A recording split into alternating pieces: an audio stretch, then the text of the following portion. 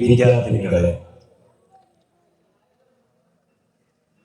ഇന്ന് 79ാമത് സ്വാതന്ത്ര്യ ദിന പരിപാടികളിലാണ് നാം ഉള്ളത്.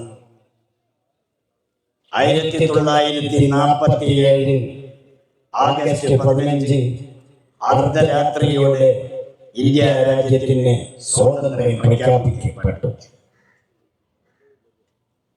1947 മുമ്പ് ഇന്ത്യ രാജ്യം ബ്രിട്ടീഷുകാരുടെ കരാള ഹസ്തങ്ങളിൽ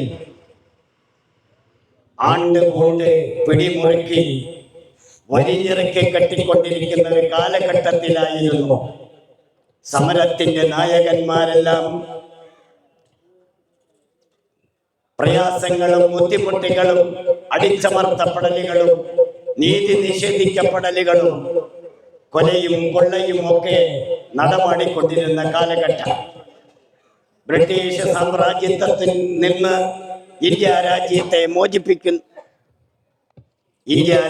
മോചിപ്പിക്കുന്നതിന് വേണ്ടി അക്ഷീണയജ്ഞം പ്രയത്നിച്ച മഹാത്മാഗാന്ധിജി, ഒപ്പം തന്നെ മോട്ടിലാൽ നെഹ്റു, അതിനോടൊപ്പം തന്നെ അബുൽ കലാം ആസാദ് തുടങ്ങിയ മഹാരഥന്മാർ നയിച്ച സ്വാതന്ത്ര്യ സമരത്തിന്റെ പിന്നിൽ ഇന്ന് സ്വാതന്ത്ര്യത്തിന്റെ 79ാമത് വാർഷികമാണ് നാം ആഘോഷിച്ചുകൊണ്ടിരിക്കുന്നത്.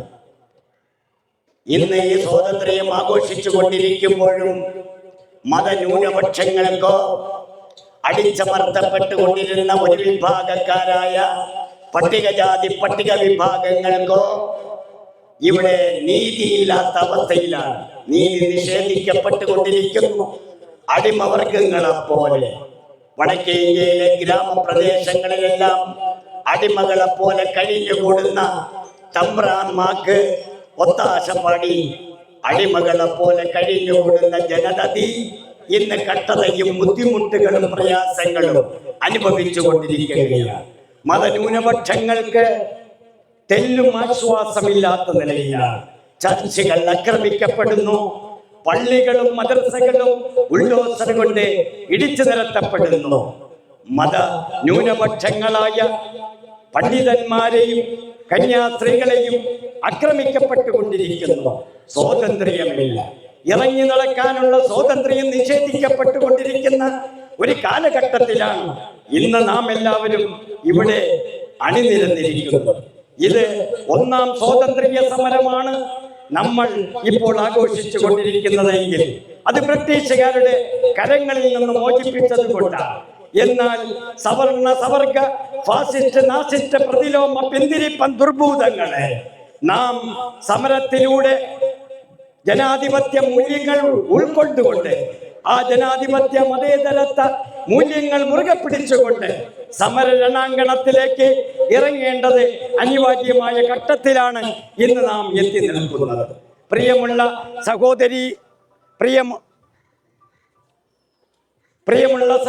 സഹോദരന്മാരെ, വിദ്യാർത്ഥിനികളെ, ഇവിടെ വർഗീയതയില്ലാത്ത വിഭാഗീയതയില്ലാത്ത എല്ലാവരും തോളോട് തോൾ ചേർന്ന് നിന്നുകൊണ്ട് സമരം നടത്തി നമ്മുടെ പൂർവികന്മാർ അവരെ പോലെ നാമും തോളോട് തോൾ ഒരുമി നിന്നുകൊണ്ട് ഐക്യത്തോടെ മുസ്ലിമും ഹിന്ദുവും ക്രിസ്ത്യാനിയും പാഴ്സിയും ജൈനനും ബുദ്ധനും സിഖുമെല്ലാം തോളോട് തോൾ ഒരുമി നിന്ന് ഏകോദര സഹോദരന്മാരെ പോലെ ഐക്യം നിലനിർത്തി ഇന്ത്യയുടെ അഖണ്ഡതയും സമാധാനവും സാഹോദര്യവും നിലനിർത്തി നമ്മളെല്ലാവരും മുന്നോട്ട് പോകണമെന്ന് ഞാൻ അഭ്യർത്ഥിക്കുകയാണ്.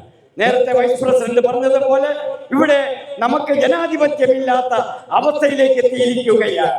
ഇവിടെ ഓരോ മനുഷ്യർക്കും പ്രായപൂർത്തിയായിട്ടുണ്ടെങ്കിൽ അവന് വോട്ടവകാശമുണ്ട്. ആ വോട്ടവകാശം പോലും നിഷേധിക്കപ്പെടുന്ന കാലഘട്ടത്തിലാണ് അതുപോലെ NRCയും എല്ലാം തന്നെ ഇവിടെ രൂപകൽക്കപ്പെട്ടിരിക്കുന്നു. എന്തിനു വേണ്ടിയാണ്? മതന്യൂനപക്ഷങ്ങളെ അടിച്ചമർത്തുന്നതിന് വേണ്ടി, മതന്യൂനപക്ഷങ്ങളെ ഇന്ത്യ രാജ്യത്ത് നിന്ന് ഉന്മൂലനം ചെയ്യുന്നതിന് വേണ്ടിയാണ്. അവർ പാകിസ്ഥാനിലേക്കോ ബംഗ്ലാദേശിലേക്കോ കുടിയേറി പാർത്തുകൊള്ളട്ടെ.